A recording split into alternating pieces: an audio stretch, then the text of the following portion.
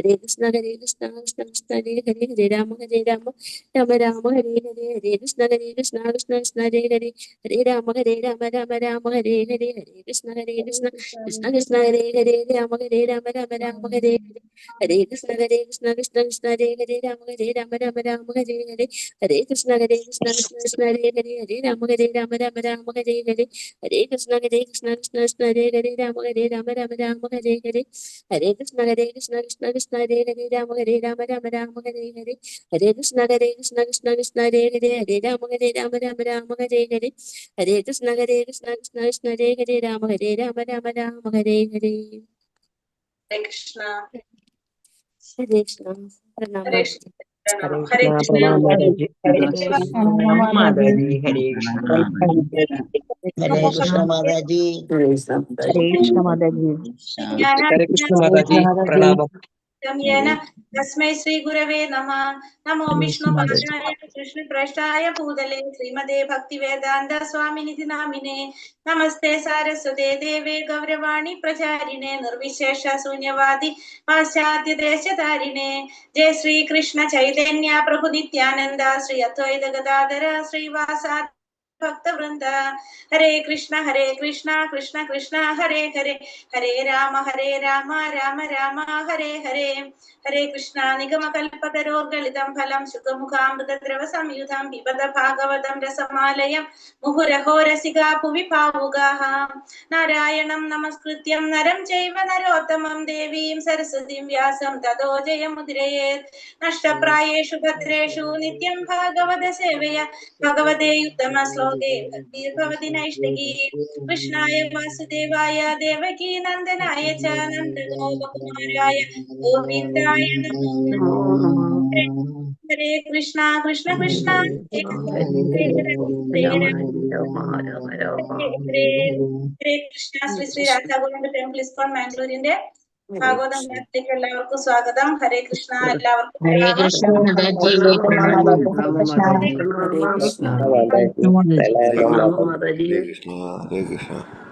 ഹരേ കൃഷ്ണ. അപ്പൊ നമ്മൾ ഒന്നാമത്തെ സ്കന്ധം 17-ാമത്തെ അധ്യായം കലിക്കുള്ള ശിക്ഷയും പാരിതോഷികവും എന്നുള്ള അധ്യായത്തില് 7 വരെ നമ്മൾ ഇന്നലെ എടുത്തു.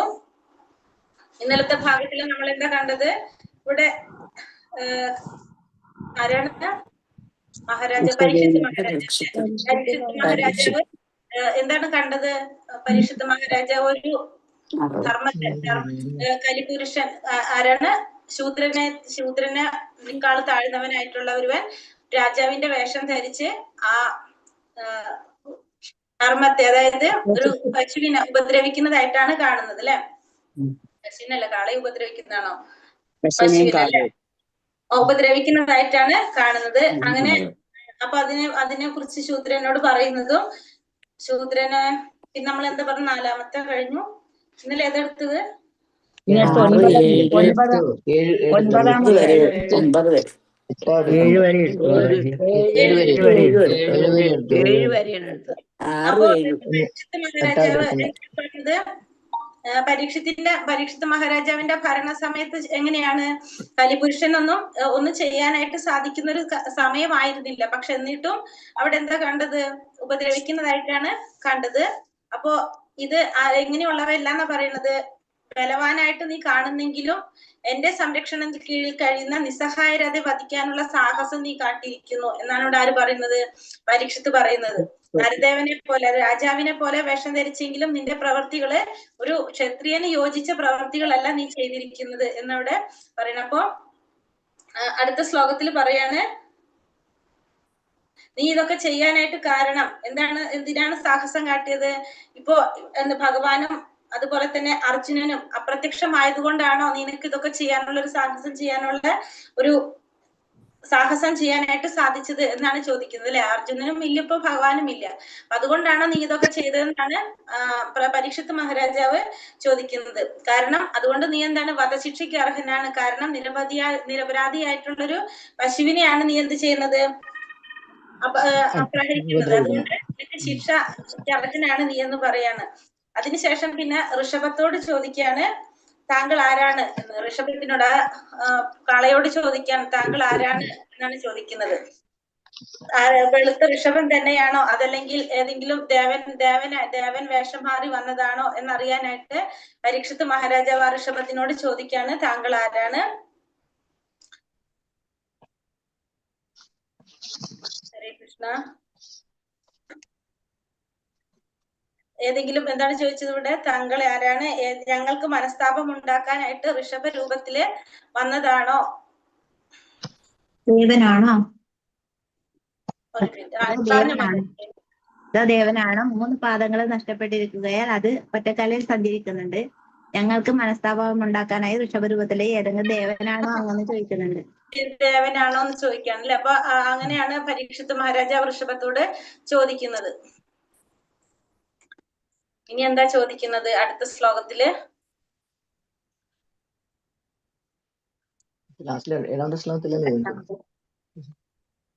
ഹരേ കൃഷ്ണ.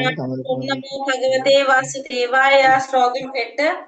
നാചാതു കൗരവേന്ദ്രാണാം ദോർദണ്ഡ പരിരംഭിതേ ഭൂതലേനു പതന്ത്യസ്മിൻ വിനാതേ പ്രാണിനാം ശുചഃ. നാചാതു കൗരവേന്ദ്രാണാം ദോർദണ്ഡ പരിരംഭ്യതേ ഭൂതലേനു പതന്ത്യസ്മിൻ വിനാതേ പ്രാണിനാം ശുചഃ. ഹരേ കൃഷ്ണ. ചൊല്ലിക്കോളൂ. ഹരേ കൃഷ്ണ. ഓം നമോ ഭഗവതേ വാസുദേവായ. ഭഗവതേ വാസുദേവായ.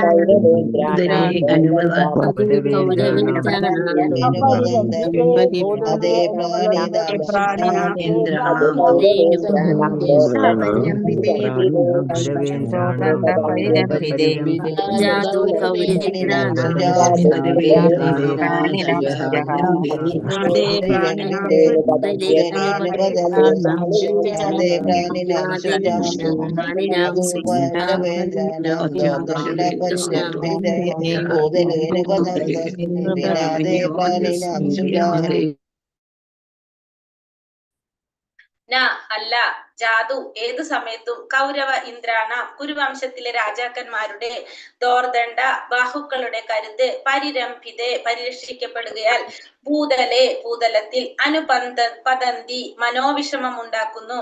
അസ്മിൻ ഇപ്പോൾ ഇതുവരെ വിന രക്ഷിക്കുകയും എതിർക്കുകയും തേ നിന്നെ പ്രാണിനാം ജീവാത്മാക്കളുടെ ശുച നയനങ്ങളിൽ അശ്രുഗണങ്ങൾ. വിവർത്തനം ഭാവാർത്ഥം ശ്രീല പ്രഭുപാദിക്ക് വിവർത്തനം. കുരുവംശ രാജാക്കന്മാരുടെ കരുത്തുറ്റ കരങ്ങളിൽ സംരക്ഷിതമായ ഒരു രാജ്യത്ത് ദുഃഖത്തിൻ്റെതായ അശ്രുഗണങ്ങൾ തങ്ങളുടെ നയനങ്ങളിൽ കാണുന്നത് ഇതാദ്യമായാണ്.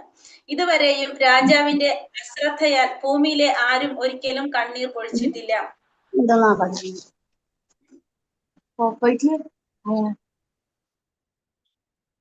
ഇവിടെ എന്താ പറഞ്ഞത്? കുരുവംശ രാജാക്കന്മാരുടെ കരുത്തുറ്റ കരങ്ങളിൽ സംരക്ഷിതരായിട്ടുള്ള ഒരു രാജ്യത്ത് ദുഃഖത്തിൻ്റെതായിട്ടുള്ള അശ്രുകണങ്ങള് താങ്കളുടെ നയനങ്ങളിൽ കാണുന്നത് ഇവിടെ ആദ്യമായിട്ടാണ് ഇങ്ങനെ ഒരു സംഭവം നടക്കുന്നത്. ഇതുവരെ രാജാവിന്റെ അശ്രദ്ധയാൽ ഭൂമിയിലെ ഒരാൾക്കും എന്ത് സംഭവിച്ചിട്ടില്ല? കണ്ണീര് പൊഴിച്ചിട്ടില്ല എന്നാണ് ഇവിടെ പറഞ്ഞത്. ഭാവാർത്ഥം ശ്രീല പ്രഭുപാദിക്ക് മനുഷ്യരുടെയും മൃഗങ്ങളുടെയും ജീവന് സംരക്ഷണം നൽകുകയാണ് സർക്കാരിന്റെ പ്രഥമവും പ്രമുഖവും പരമവുമായ ധർമ്മം. അത്തരം കാര്യങ്ങളിൽ സർക്കാരിന് യാതൊരുവിധ വിവേചനവും പാടില്ല. കലിയുഗത്തിൽ നിർമ്മല ഹൃദയരായ ആത്മാക്കൾക്ക് സംഘടിതമായ മൃഗ കശാപ്പുകൾ അഥവാ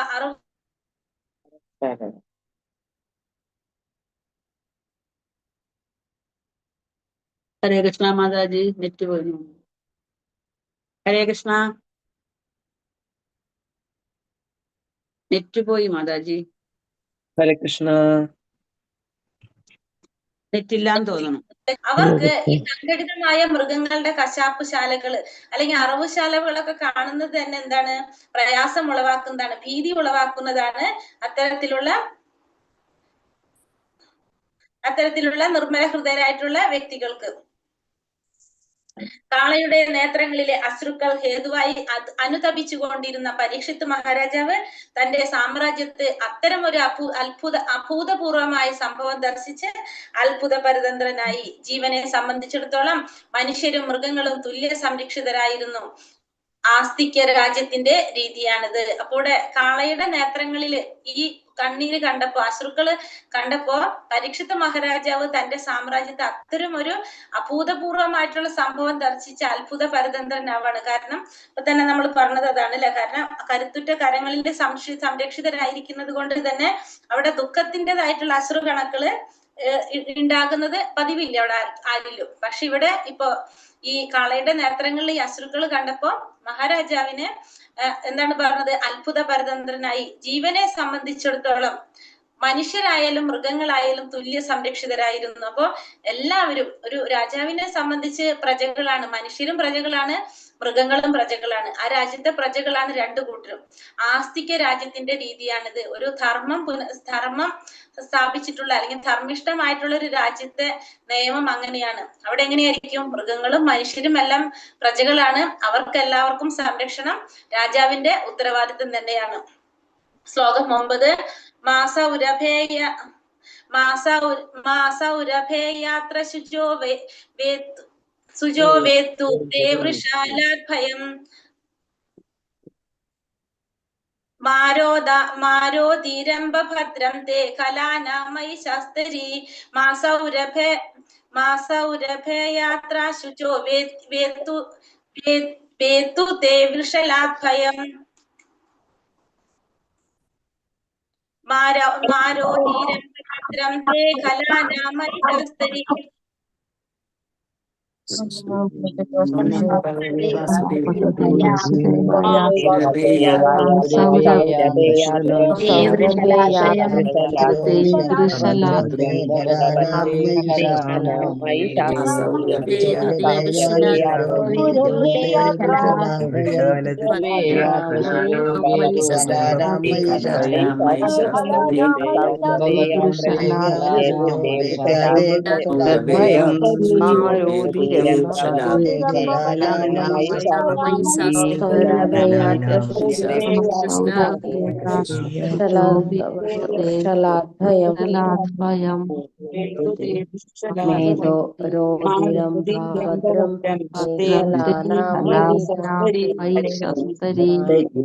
കൃഷ്ണ.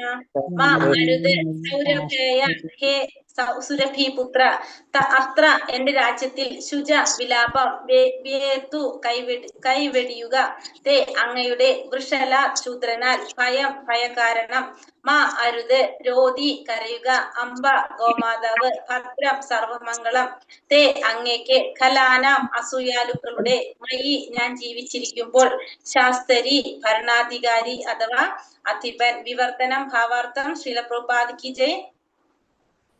വിവർത്തനം. അല്ലയോ സുരഭി പുത്ര, അങ്ങ് ഇനി വിലപിക്കേണ്ട ആവശ്യമില്ല. ഈ നീചകുല ജാതനായ ശൂദ്രനെ ഭയപ്പെടേണ്ട ആവശ്യമേ ഇല്ല. അല്ലയോ ഗോമാതാവേ, എല്ലാ അസൂയാലുക്കളെയും അടിച്ചമർത്തുന്നവനായും ഭരണാധിപനായും ഞാൻ ജീവിച്ചിരിക്കുന്നിടത്തോളം കാലം അങ്ങയ്ക്ക് വിലപിക്കത്തക്ക വിധത്തിലുള്ള യാതൊരു കാരണവും ഉണ്ടാവുകയില്ല. സർവ്വതും അങ്ങയ്ക്ക് മംഗളമുണ്ടാക്കുന്നതായിരിക്കും. അപ്പോൾ ഇവിടെ പറയാണ്, അല്ലയോ സുരഭി പുത്ര. സുരഭി പുത്ര എന്നാണ് ആരെ വിളിക്കുന്നത്? ആ കാളയെ വിളിക്കുന്നത് അല്ലെ. അപ്പൊ എന്താ പറയുന്നത്? സുരഭി പുത്ര, ഇനി വിലപിക്കേണ്ട ആവശ്യമില്ല അങ്ങേക്ക്. കാരണം നീചകുലജാതനായിട്ടുള്ള ശൂദ്രനെ ഭയപ്പെടേണ്ട ആവശ്യമില്ല. അല്ലയോ ഗോമാതാവേ, എന്താ പറഞ്ഞത്? എല്ലാ അസൂയാലുക്കൾ, പിന്നെ പറയാണ് ഗോമാതാവേ, എല്ലാ അസൂയാലുക്കളെയും അടിച്ചമർത്തുന്നവനായും ഭരണാധിപനായും ഞാൻ ജീവിച്ചിരിക്കുന്നിടത്തോളം കാലം അങ്ങേക്ക് വിലപിക്കത്തക്ക വിധത്തിലുള്ള യാതൊരു കാരണവും ഉണ്ടാവുകയില്ല. സർവ്വതും അങ്ങേക്ക് മംഗളകരമായിരിക്കും എന്നാണ് ഇവിടെ പരീക്ഷിത് മഹാരാജാവ് പറയുന്നത്. ഭാവാർത്ഥം ശ്രീല പ്രഭുപാദ് കി ജയ്. പരീക്ഷിത് മഹാരാജാവിനെ പോലൊരു ഭരണാധികാരിയാൽ ഭരിക്കപ്പെടുന്ന രാജ്യത്ത് മാത്രമേ കാളകളുടെയും പശുക്കളുടെയും മറ്റു മൃഗങ്ങളുടെയും സംരക്ഷണം സാധ്യമാകുകയുള്ളൂ. പരീക്ഷിത് മഹാരാജാവ് ഒരു ക്ഷത്രിയനും ദ്വിജന്മനും സംസ്കാര സമ്പന്നനുമാകിയാൽ അദ്ദേഹം പശുവിനെ മാതാവ് എന്ന് അഭിസംബോധന ചെയ്തു. വിശേഷിച്ചും സ്വയം ശ്രീകൃഷ്ണനാൽ ശുശ്രൂഷിക്കപ്പെടുന്ന ആത്മീയ ലോകത്തിലുള്ള ഗോക്കളുടെ നാമമാണ് സുരഭി. ഇവിടെ പറയുന്നത് പരീക്ഷിത് മഹാരാജാവിനെ പോലെ ഒരു ഭരണാധികാരിയാൽ ഭരിക്കപ്പെടുന്ന രാജ്യത്ത് മാത്രമായിരിക്കും എന്താ നടക്കുന്നത്? കാളകളുടെയും പശുക്കളുടെയും മറ്റു മൃഗങ്ങളുടെയും ഒക്കെ സംരക്ഷണം സാധ്യമാകുന്നത്. പരീക്ഷിത് മഹാരാജാവ് ഒരു ക്ഷത്രിയനാണ്, ദ്വിജന്മനാണ്. അതുപോലെ തന്നെ സംസ്കാര സമ്പന്നനുമായതുകൊണ്ട് തന്നെ ആ പശുവിനെ എങ്ങനെയാണ് സംബോധന ചെയ്തിരിക്കുന്നത്? മാതാവ് എന്നാണ് അഭിസംബോധന ചെയ്തത്. വിശേഷിച്ചും സ്വയം ശ്രീകൃഷ്ണ ഭഗവാനാൽ ശുശ്രൂഷിക്കപ്പെടുന്ന ആത്മീയ ലോകത്തിലുള്ള ഗോക്കളുടെ നാമമാണ് എന്ത്? സുരഭി. സുരഭി പശു എവിടെയാണുള്ളത്? ഭഗവാന്റെ ലോകത്താണ് അല്ലെ. ആ ഗോക്കളുടെ നാമമാണ് എന്ത്? സുരഭി എന്ന് പറയുന്നത് തന്നെ. പരമപുരുഷന്റെ അതേ രൂപഭാവത്തോടു കൂടി മനുഷ്യരെ സൃഷ്ടിച്ച ശേഷം ആത്മീയ ലോകത്തിലുള്ള സുരഭി ഗോക്കളുടെ അതേ രൂപത്തിലും ഭാവത്തിലും പശുക്കളെയും സൃഷ്ടിച്ചു. അപ്പൊ ഇവിടെ പറഞ്ഞത് ഭഗവാൻ എന്ത് ചെയ്തു? പരമപുരുഷന്റെ അതേ രൂപഭാവത്തോടു കൂടിയാണ് ആരെ സൃഷ്ടിച്ചത്? മനുഷ്യരെ സൃഷ്ടിച്ചത്. അതിനുശേഷം ആത്മീയ ലോകത്തിലുള്ള സുരഭി ഗോക്കളുടെ അതേ രൂപത്തിലും ഭാവത്തിലും പശുക്കളെയും സൃഷ്ടിച്ചു. അപ്പൊ സുരഭി പശുക്കളുടെ രൂപത്തിലും ഭാവത്തിലുമാണ് ആരുള്ളത്?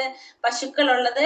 മനുഷ്യര് ഭഗവാന്റെ പരമപുരുഷന്റെ അതേ രൂപഭാവത്തോടു കൂടിയാണ് ആരെ സൃഷ്ടിച്ചത്? മനുഷ്യരെ സൃഷ്ടിച്ചത്. ഭൗതിക ലോകത്തിൽ മാനവ സമൂഹം മാനവർക്ക് എല്ലാവിധ സംരക്ഷണം നൽകുന്നു. എന്നാൽ അത്യത്ഭുതകരമായതും സർവ്വവിധ പോഷക മൂല്യങ്ങളും ഉൾക്കൊള്ളുന്നതുമായ ദിവ്യാഹാരം പാൽ പ്രദാനം ചെയ്ത് മനുഷ്യരെ മുഴുവൻ പരിപോഷിപ്പിക്കുന്ന സുരഭി സന്തതികളെ, അതായത് സുരഭി പശുവിന്റെ വംശജരെ സംരക്ഷിക്കുവാനുള്ള നിയമം ഈ ഭൗതിക ലോകത്ത് അഥവാ മാനവ സമൂഹത്തിലില്ല. അപ്പോൾ എന്താ പറയുന്നത്? ഈ മനുഷ്യർക്ക് എല്ലാ വിധത്തിലുള്ള ഈ ഭൗതിക ലോകത്ത് മാനവ സമൂഹം മാനവർക്ക് എല്ലാ വിധത്തിലുള്ള സംരക്ഷണം നൽകി വരുന്നുണ്ട്. എന്നാൽ അത്ഭുതകരമായിട്ടുള്ളതും പോഷക മൂല്യങ്ങളുള്ളതും ഉൾക്കൊള്ളുന്നതുമായിട്ടുള്ള ദിവ്യ ആഹാരമാണത് പാല്. അത് പ്രദാനം ചെയ്ത് മനുഷ്യരെ പരിപോഷിപ്പിക്കുന്ന ധാരാണ് സുരഭി പശുക്കൾ. സുരഭി പശുക്കളുടെ സന്തതികളെ സംരക്ഷിക്കാനുള്ള നിയമം ഈ ഭൗതിക ലോകത്ത് ഈ മാനവ സമൂഹത്തില് ഇല്ല. എന്നാൽ പരീക്ഷിത്ത് മഹാരാജാവും പാണ്ഡവരും ഗോക്കളെയും ഋഷഭത്തിന്റെയും പ്രാധാന്യത്തെ കുറിച്ച് പൂർണ്ണ ബോധ്യമുള്ളവരായിരുന്നു. അത് പക്ഷെ നേരെ മറിച്ച് എന്താണ്? പരീക്ഷിത്ത് മഹാരാജാവിനും പാണ്ഡവർക്കും എന്തുണ്ടായിരുന്നു? ഇത്തരത്തില് ഇവരെ കുറിച്ച്, ഈ പശുക്കളെ കുറിച്ചും ഈ പശുവിനെ കുറിച്ചും കാളകളെ കുറിച്ചുമെല്ലാം പൂർണ്ണ ബോധ്യം ഉണ്ടായിരുന്നു? പാണ്ഡവർക്ക് ഉണ്ടായിരുന്നു. മഹാരാജാവ് പരീക്ഷത്തിനും ഉണ്ടായിരുന്നു. ആകയാൽ ഗോക്കളെ വധിക്കുന്നവർക്ക് വധശിക്ഷ ഉൾപ്പെടെയുള്ള എല്ലാ ശിക്ഷകളും നൽകാൻ അവർ സന്നദ്ധരായിരുന്നു. അപ്പൊ അതുകൊണ്ട് തന്നെ ഗോക്കളെ വധിക്കുന്നവർക്ക് എന്താണ്? വധശിക്ഷ ഉൾപ്പെടെയുള്ള ശിക്ഷകളാണ് നൽകിയിരുന്നത്. ഗോ സംരക്ഷണത്തിനായി ചിലപ്പോഴൊക്കെ മുറവിളി നടക്കുന്നുണ്ടെങ്കിലും ധർമ്മ്യരായ ഭരണത്തലവന്മാരുടെ യുക്തമായ നിയമവ്യവസ്ഥകളുടെയും അപര്യാപ്തത മൂലം പശുവിനും കാളയ്ക്കും സംരക്ഷണം ലഭിക്കുന്നില്ല. അപ്പൊ ഗോ സംരക്ഷണത്തിനൊക്കെ ചിലപ്പോൾ എന്താണ്? മുറവിളിയൊക്കെ നടക്കുന്നുണ്ടെങ്കിലും എന്താണ് ഇവിടെ സംഭവിക്കുന്നത്? ഇതിന്റെ പ്രാധാന്യം ഇതിന്റെ യുക്തമായ നിയമവ്യവസ്ഥയുടെ അപര്യാപ്തത മൂലം ഈ ഇവർക്ക് പശുവിനും കാളയ്ക്കും ഒന്നും സംരക്ഷണം ലഭിക്കുന്നില്ല. പശുവിന്റെയും കാളയുടെയും പ്രാധാന്യം മാനവ സമൂഹം നിശ്ചയമായും തിരിച്ചറിയണം. മാത്രമല്ല അപ്രകാരം പരീക്ഷിത്ത് മഹാരാജാവിന്റെ കാലടികളെ പിന്തുടർന്ന് ഈ പ്രധാന മൃഗങ്ങൾക്ക് എല്ലാവിധ സംരക്ഷണവും നൽകണം. അപ്പൊ നമ്മൾ പശുവിന്റെയും കാളയുടെയും ഇതിന്റെ പ്രാധാന്യം പശുവിന്റെയും കാളയുടെയും സംരക്ഷണം നമ്മൾ ഉറപ്പുവരുത്തേണ്ടതാണ്. മാത്രമല്ല ഇവരുടെ പ്രാധാന്യം നമ്മൾ മനസ്സിലാക്കേണ്ടതുമാണ്, തിരിച്ചറിയേണ്ടതാണ്. മാത്രമല്ല അപ്രകാരം പരീക്ഷിത്ത് മഹാരാജാവിന്റെ കാലടികളെ പിന്തുടർന്ന് ഈ പ്രധാന മൃഗങ്ങൾക്ക് എല്ലാവിധ സംരക്ഷണം നൽകുകയും വേണം. അപ്പൊ ഇത്തരത്തിലുള്ള മൃഗങ്ങൾക്ക് സംരക്ഷണം നൽകുകയും വേണം. ഗോക്കളെയും ബ്രാഹ്മണ്യ സംസ്കാരത്തെയും സംരക്ഷിക്കുക വഴി ബ്രാഹ്മണരോടും ഗോക്കളോടും അത്യന്തം കൃപയുള്ള ഭഗവാൻ നമ്മിൽ നിശ്ചയമായും പ്രസന്നനാകുകയും യഥാർത്ഥ ശാന്തിയും സമാധാനവും നമ്മിൽ വർഷിക്കുകയും ചെയ്യും. അപ്പൊ നമുക്കറിയാം അല്ലെ, ഗോക്കളെയും ബ്രാഹ്മണനെയും അത്യന്തം കൃപയുള്ളവനാണ് ആര്? ഭഗവാൻ. എന്താണ്? ഗോ ബ്രാഹ്മണ്യ ഹിതായ, അതെന്താണ് അതിന്റെ ശ്ലോകം തുടങ്ങുന്നത്? നിത്യം ഗോ ബ്രാഹ്മണേഭ്യ ശുഭമസ്തു നിത്യം. ഗോവിന്ദായ നമോ നമഃ അല്ലെ. തുടക്കം എങ്ങനെയത്? ബ്രഹ്മണ്യദേവായ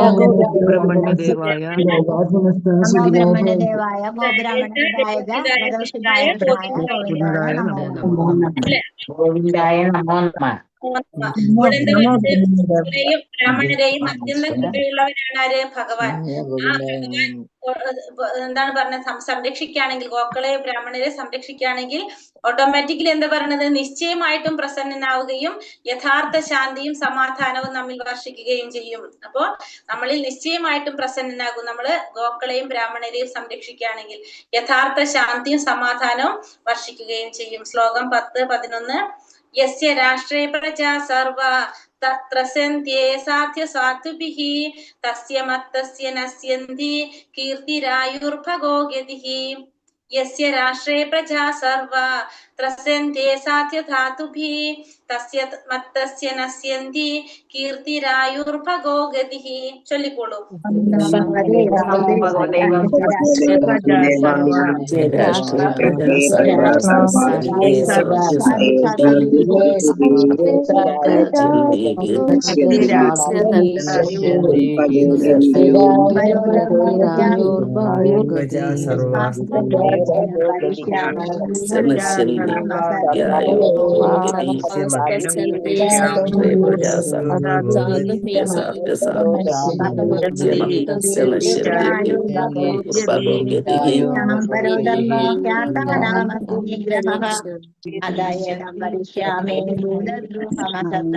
ഹരേ കൃഷ്ണ. ഹ്യാർത്ഥാനാമർത്തി നിഗ്രഹഃ സത്തമം ഏഷ രാജ്യം ധർമ്മോ അത ഏനം വദിഷ്യാമി ഭൂതദ്രുഹാമ സത്തമം. ചൊല്ലിക്കോളൂ.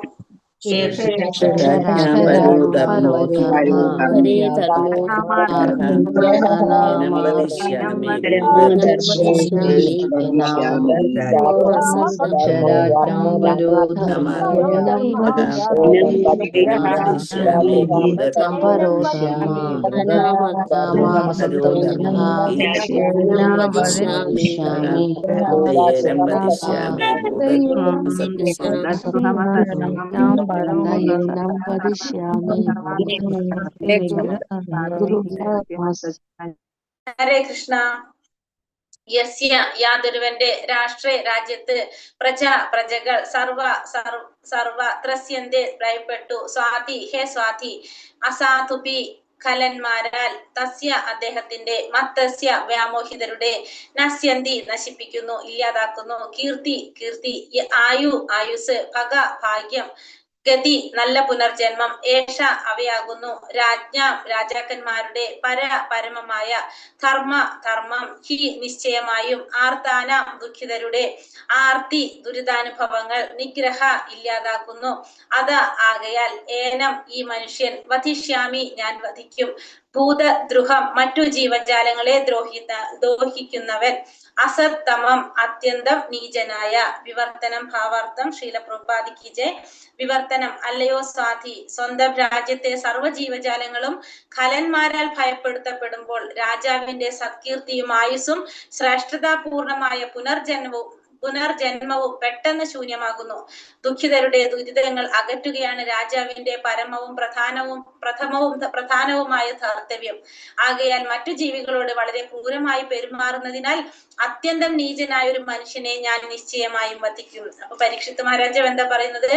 അല്ലയോ സാധി, സ്വന്തം രാജ്യത്തെ സർവ്വജീവജാലങ്ങളും ഖലന്മാരാൽ ഭയപ്പെടുത്തപ്പെടുമ്പോൾ, അപ്പൊ ഇത്തരത്തിലുള്ള വ്യക്തികളാൽ സർവ്വജീവജാലങ്ങളും ഭയപ്പെടുത്തപ്പെടുമ്പോൾ രാജാവിന്റെ സത്കീർത്തിയും ആയുസ്സും ശ്രേഷ്ഠതാപൂർണമായ പുനർജന്മവും പെട്ടെന്ന് ശൂന്യമാകും.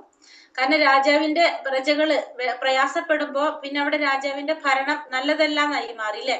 അതുകൊണ്ട് തന്നെ ആ രാജാവിന്റെ സത്കീർത്തി, ആയുസ്, ശ്രേഷ്ഠതാപൂർണമായിട്ടുള്ള പുനർജന്മം, ഇതൊക്കെ പെട്ടെന്ന് തന്നെ എന്താവും? ശൂന്യമാകാണ് ചെയ്യുന്നത്, ഇല്ലാതാകാണ്. ആ ദുഃഖിതരുടെ ദുരിതങ്ങൾ അകറ്റുക എന്നതാണ് ഒരു രാജാവിന്റെ പ്രധാനമായ കർത്തവ്യം. ആകയാൽ മറ്റു ജീവികളോട് വളരെ ക്രൂരമായി പെരുമാറുന്നതിനാൽ അത്യന്തം നീചനായ ഒരു മനുഷ്യനെ ഞാൻ നിശ്ചയമായിട്ടും വധിക്കും എന്നാണ് ഇവിടെ പരീക്ഷിത് മഹാരാജാവ് പറയുന്നത്. ഭാവാർത്ഥം ശ്രീല പ്രഭുപാദി കി ജയ്. വന്യമൃഗങ്ങളാൽ ഗ്രാമത്തിലോ പട്ടണത്തിലോ ഏതെങ്കിലും കുഴപ്പങ്ങൾ ഉണ്ടാകുമ്പോൾ പോലീസ് അല്ലെങ്കിൽ മറ്റുള്ളവർ അവയെ കൊല്ലാനുള്ള നടപടികൾ എടുക്കുന്നു. അതുപോലെ കള്ളന്മാർ, കൊള്ളക്കാർ, കൊലയാളികൾ തുടങ്ങി എല്ലാ സാമൂഹ്യ വിരുദ്ധരെയും ഉടനടി കൊല്ലേണ്ടത് സർക്കാരിന്റെ കർത്തവ്യമാകുന്നു. മൃഗങ്ങളും രാജ്യത്തെ പ്രജകളായതിനാൽ മൃഗങ്ങളെ വധിക്കുന്നവർക്കും രാജ്യത്തെ കൊലയാളികൾക്ക് കൊടുക്കുന്ന അതേ വധശിക്ഷ തന്നെ നൽകേണ്ടതാണ്. പ്രജ എന്നാൽ രാജ്യത്ത് ജന്മമെടുക്കുന്ന മനുഷ്യരും മൃഗങ്ങളും ഉൾപ്പെടെയുള്ള എല്ലാവരും എന്നർത്ഥം. ഒരു രാജ്യത്ത് ജന്മമെടുക്കുന്ന ഏതൊരു ജീവിക്കും രാജാവിന്റെ സംരക്ഷണത്തിന് കീഴിൽ ജീവിക്കാനുള്ള മൗലികാവകാശമുണ്ട്. വനത്തിലെ മൃഗങ്ങളും രാജാവിന്റെ പ്രജകളാണ്. അപ്പൊ ഇവിടെ വന്യമൃഗങ്ങളാൽ ഗ്രാമത്തിലോ പട്ടണത്തിലോ എന്തെങ്കിലും കുഴപ്പമുണ്ടാകുമ്പോൾ പോലീസ് എന്ത് ചെയ്യും? അല്ലെങ്കിൽ മറ്റുള്ളവർ അവയെ കൊല്ലാനുള്ള നടപടികൾ എടുക്കും. അതേപോലെ തന്നെ കള്ളന്മാർ, കൊള്ളക്കാർ, കൊലയാളികൾ തുടങ്ങിയ സാമൂഹ്യ വിരുദ്ധര് അവർക്കെതിരെ ഉടനടി എന്തുണ്ടാവും? നടപടി എടുക്കും സർക്കാർ. അതും സർക്കാരിന്റെ കർത്തവ്യമാണിതെല്ലാം. അപ്പൊ മൃഗങ്ങളും രാജ്യത്തെ പ്രജകളായതുകൊണ്ട് തന്നെ മൃഗങ്ങളെ വധിക്കുന്നവർക്കും, അതായത് കശാപ്പുകാർക്ക്, രാജ്യത്തെ കൊലയാളികൾക്ക് കൊടുക്കുന്ന അതേ വധശിക്ഷ തന്നെയാണ് നൽകേണ്ടത്. കാരണം പ്രജ എന്ന് പറഞ്ഞാല് രാജ്യത്തെ ജന്മമെടുക്കുന്ന മനുഷ്യരും മൃഗങ്ങളും ഉൾപ്പെടെ എല്ലാവരും എന്നർത്ഥം. അപ്പൊ പ്രജ എന്ന് പറയുമ്പോ ആരൊക്കെ വരും അതില്? മനുഷ്യര് മാത്രമല്ല വരുന്നത്, മൃഗങ്ങളും വരും. ഒരു രാജ്യത്ത് ജന്മമെടുക്കുന്ന ഏതൊരു ജീവിക്കും രാജാവിന്റെ സംരക്ഷണത്തിന് കീഴിൽ ജീവിക്കാനുള്ള മൗലിക അവകാശമുണ്ട്. വനത്തിലെ മൃഗങ്ങളും രാജാവിന്റെ പ്രജകൾ തന്നെയാണ്. ആകയാൽ രാജാവിന്റെ സംരക്ഷണത്തിന് കീഴിൽ കഴിയാനുള്ള അവകാശമുണ്ട്. അപ്പൊ എല്ലാവർക്കും എന്തുണ്ട്? രാജാവിന്റെ സംരക്ഷണത്തിന് കീഴിൽ കഴിയാനുള്ള അവകാശമുണ്ട്. വസ്തുതകൾ അങ്ങനെയാണെന്നിരിക്കെ വളർത്തുമൃഗങ്ങളായ പശുക്കളെയും കാളകളുടെയും കാര്യം പറയാനുണ്ടോ? അപ്പോ ഒരു രാജ്യത്തില് ജന്മമെടുക്കുന്ന എല്ലാതും, അപ്പൊ മനുഷ്യരായാലും മൃഗങ്ങളായാലും എല്ലാവരും പ്രജകൾ തന്നെയാണ്. അപ്പൊ ഈ പ്രജകളെ സംരക്ഷിക്കേണ്ടത് ആരുടെ ഉത്തരവാദിത്തമാണ്? ആ രാജ്യത്തെ രാജാവിന്റെ ഉത്തരവാദിത്തമാണ്. അവർക്ക് അതിനുള്ള അവകാശമുണ്ട്. ആ സംരക്ഷണത്തിന് കീഴിൽ കഴിയാനുള്ള അവകാശം ഈ എല്ലാ ജീവജാലങ്ങൾക്കും ഉണ്ട് താനും. അപ്പൊ പിന്നെ വളർത്തുമൃഗങ്ങളായിട്ടുള്ള പശുക്കളുടെയും കാളകളുടെയും കാര്യം പറയേണ്ടതില്ല എന്നാണ് ഇവിടെ പറയുന്നത്. ഹരേ കൃഷ്ണ കൃഷ്ണ കൃഷ്ണ ഹരേ ഹരേ, ഹരേ രാമ രാമ രാമ ഹരേ ഹരേ. വഞ്ചാകൽപതരുപേശ്ച കൃപാ സിന്ധോഭ്യവച പതിതാനാം പാവനേഭ്യോ വൈഷ്ണവേഭ്യോ നമോ നമഃ. അനന്തകോടി വൈഷ്ണവ ഭക്ത